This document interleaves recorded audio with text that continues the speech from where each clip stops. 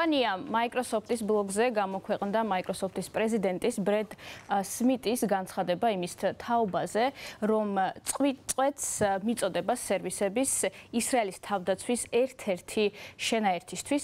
ესეთი არის გადაწყვეტილება, რომელიც კომპანია Microsoft-ში მიიღეს მას შემდეგ, რაც მიმდინარე წლის აგვისტოს გამოქვეყნა გამოცემა Guardian-ის და ასევე ისრაელში არსებული გაზეთის +972-ის გამოძიება იმის თაობაზე, თუ როგორ მუშაობს ისრაელის დაზვერვის ერთ-ერთი დანაყოფი, რომელიც უფრო მეტად ცნობილი არის სახელით 8200. როგორც აღნიშნავენ კომპანია Microsoft-ში, სწორედ ეს დაზვერვის ეს შენაერთი ღაზასა და დასავლეთ სანაპიროზე პალესტინელების მიერ განხორციელებულ მილიონობით სატელეფონო ზარის შესანახად Microsoft-ის ღრუბლოვანი ტექნოლოგიების პლატფორმას იყენებდა.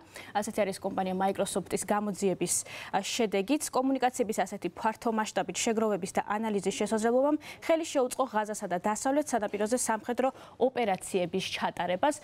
ვკითხულობთ კომპანია Microsoft-ის განცხადებაში. მათი თქმით, ამ თემაზე მუშაობა დაიწყეს 15 აგვისტოს შემდგომ, როდესაც გამოქვეყნდა ეს გამოძიება მედიის მიერ. ბრედ სმიტის თქმით, კომპანია Microsoft-ის პრინციპი არის ის, რომ მათი ტექნოლოგიები არ გამოიყენონ ადამიანებზე თვალთვალისთვის და ისინი ცდილობენ, რომ დაიცვან ეს პრინციპი მსოფლიოს ნებისმიერ ქვეყანაში. აღსანიშნავია ის, რომ ისრაელის მხარეს ჯერჯერობით კომენტარი ამასთან დაკავშირებით არ გაუკეთებიათ. ასევე Microsoft-ში აცხადებენ, რომ გარდა ღრუბლოვანი ტექნოლოგიისა, ასევე იყენებდნენ Microsoft-ის AI ტექნოლოგიას, ანუ ხელოვნური ინტელექტის ტექნოლოგიას. დაზუსტებით კონკრეტულად დეტალი, რისთვის იყენებდნენ AI-ის არის უცნობი. ეს შეიძლება და ყოფილიყო ხმის ამოცნობა ან ტექსტის ანალიზი, ასევე მონაცემების გადამუშავება. ჯერჯერობით არ არის დასრულებული გამოძიება, ჯერ კიდევ მიმდინარეობს.